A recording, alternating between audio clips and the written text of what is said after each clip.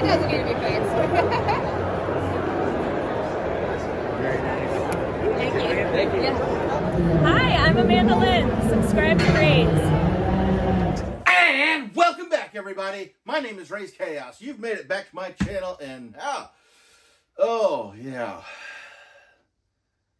I'm not even gonna lie. I'm still kind of missing October already. And you know what? I'm not even upset that I miss October, because honestly, yeah, the good thing about it not being October is Raze gets to go back to doing some DC content, which he absolutely loves to do.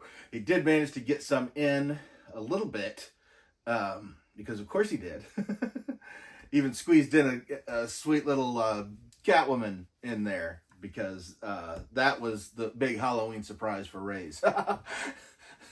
Yeah, I'm very happy camper that day. But to get back into the swing of things, Raze went ahead and picked up Spoiler. Spoiler's been around. She showed up in Detective Comics in 1992. And we're going to put this asshole away, and we're going to talk about who is the Spoiler. The Spoiler is Stephanie Brown, and her father was the Clue Master, who was a not impressive villain of Batman's from a long time. He was kind of, you have your Jokers, you have your Riddlers, and then you've got everybody underneath that tries to use like jokes and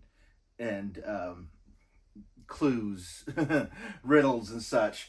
And yeah, Clue Master wasn't very good.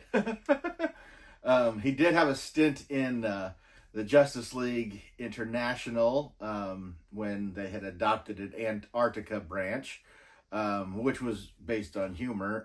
The Injustice League that had come from that was all basically a bunch of previous Z-list characters, and they were played for laughs. So it was actually an upgrade when they brought the Spoiler about, and he had to look a little bit more fierce for a while. So he got that little boost, but it was primarily because that was her way of rebelling against her criminal father.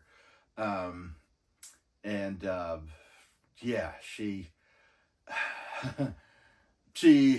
got separated from that, ended up hanging out with Tim Drake, being his girlfriend for a while there as Spoiler. The two, Robin and Spoiler, would run around and play and have fun and everything. And then I believe it was the War Games storyline where Tim had pissed Batman off. And Batman was like, you can't be Robin anymore. I'm gonna have her be Robin.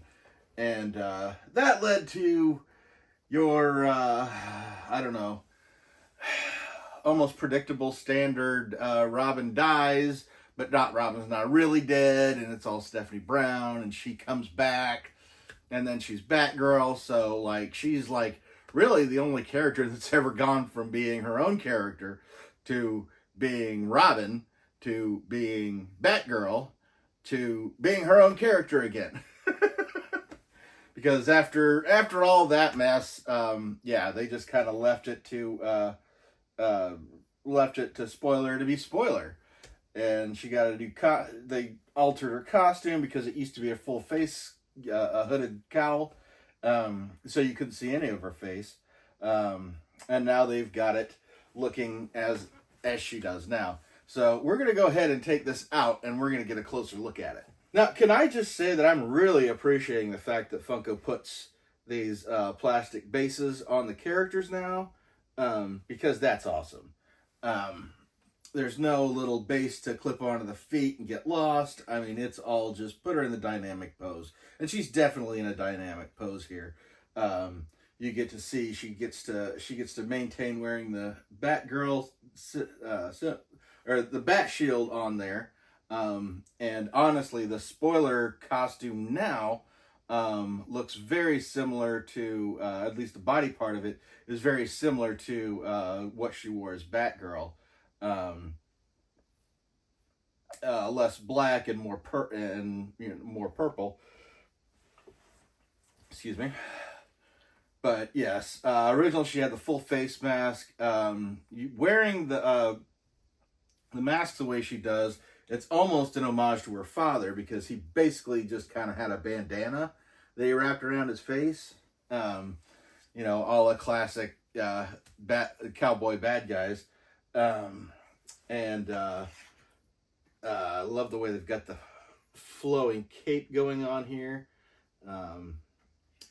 Even the original spoiler had her hood would kind of flop over, and they're kind of showing that in this too. So it's a really great representation of all of her looks, really. Because she never really needed to be Robin. That didn't really need to happen. That was just a jealousy thing. And it was Batman being mad. I don't know. Yeah, it was just like, that whole thing is just best left forgotten. But yeah, she was actually a really great Batgirl. I actually did end up picking up the Stephanie Brown Batgirl, and I honestly thought she really worked. So I was a little surprised to see her when they switched her back to spoiler, but every creator's gonna have their own thing. But still, she's a great character.